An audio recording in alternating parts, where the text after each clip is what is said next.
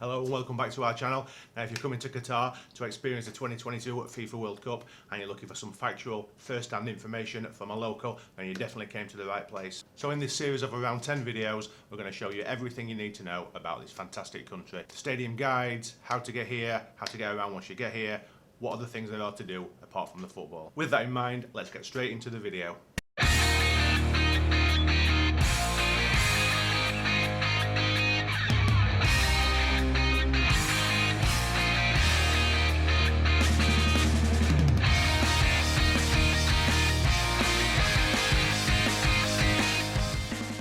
So in the first video in this series, we're going to look at some interesting and little known facts about the Qatar World Cup. If you get any value from this video, don't forget to give it a thumbs up and a like. Also comment down below if you have any ideas, questions or things you'd like to see in a new video. Don't forget to subscribe before you leave if you're not subscribed already. Click the little bell icon, make sure you get notified of any future videos that we post. If you want to know more about living in Qatar, stick out to the end of the video for a link on an in-depth video to life in Qatar. The 2022 FIFA World Cup in Qatar will be the 22nd edition of this fabulous football tournament. It will be held in the state of Qatar from the 20th of November to the 18th of December 2022. World Cup is the first ever World Cup not to be held in the summer. The World Cup usually takes place mid-year, but when it comes to Qatar, an exception had to be given. Nestled in the Middle East, Qatar experiences distressingly, and I mean distressingly, high temperatures of over 50 degrees Celsius. With this temperature, it makes it almost impossible to host any type of global sporting event. Therefore, the FIFA 2022 World Cup had to be moved from its usual summer slot. Qatar will be the 18th country to host this fabulous competition, the first ever World Cup held in an Arab country, only the second World Cup held in Asia after the 2002 World Cup, which was shared between South Korea and Japan. The Qatar World Cup will also be the last World Cup competition to involve 32 teams. From 2026, there will be 48 teams playing in the competition. This competition will also be spread across 3 countries. Another World Cup first, the 2026 World Cup will be spread across Canada, America and Mexico. Qatar is by far the smallest country to ever host a World Cup. Previous smallest was Switzerland, held the 1954 World Cup. Switzerland is at 3 or 4 times bigger than Qatar and only needed 16 teams to play the competition instead of the current 32. Okay, let me get my head around this one. So Qatar will be the first ever country to host a World Cup despite never qualifying for a previous World Cup. That's right, Qatar as a country have never played in the World Cup. However, we have a fantastic young team with the host nation. Don't write us off just yet. FIFA have announced that out of its 36 referees, 6 of them will be women. Another first for the Qatar World Cup. Another interesting fact is the amount of money the host nation are spending in preparation for this World Cup, which is going to be amazing. As an estimate, Qatar have spent 200 billion US dollars.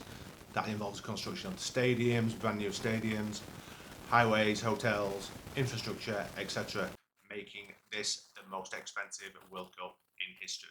So the prize fund for the Qatar World Cup, again, is the most expensive in history.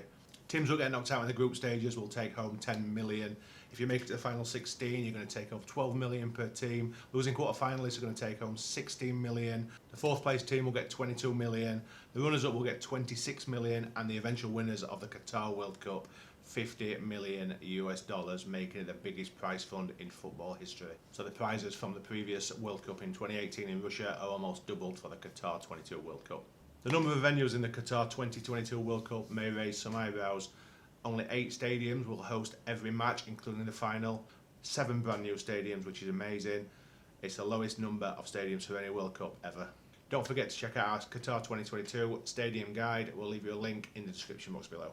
One of the most interesting facts is the expected number of visitors that are going to arrive to Qatar for the World Cup. By the time the World Cup ends, Qatar World Cup 2022 will be the most visited World Cup in history. The reason behind this is easy to grasp. Being the finest country in the Middle East, Qatar is in a perfect geographical location that's in proximity to most of the other nations in the world. As I said earlier, one of the most important things to know about the World Cup is that Qatar receives distressingly high temperatures. To combat this, as well as moving the competition to later in the year, Qatar have come up with an audacious, amazing solution. They're going to provide air-conditioned stadiums, the first time in World Cup history. All 8 stadiums are going to be fully air-conditioned to provide maximum experience for both the fans and the players on the pitch. Qatar 2022 is going to be the most commutable World Cup. What I mean by that is Qatar's a small country. It's way smaller than Russia, who hosted the 2018 World Cup. All the host cities like Doha, Lusail, Al Wakra, very close proximity to each other, which means getting around public transport anyhow, not going to be any hassle whatsoever.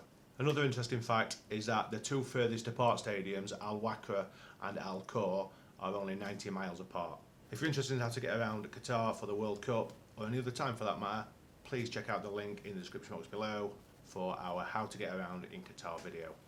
And that's all for this video. If you're coming to Qatar for the World Cup, you want some more information about this country, check out our link above somewhere for our ultimate things to know about living in Qatar video.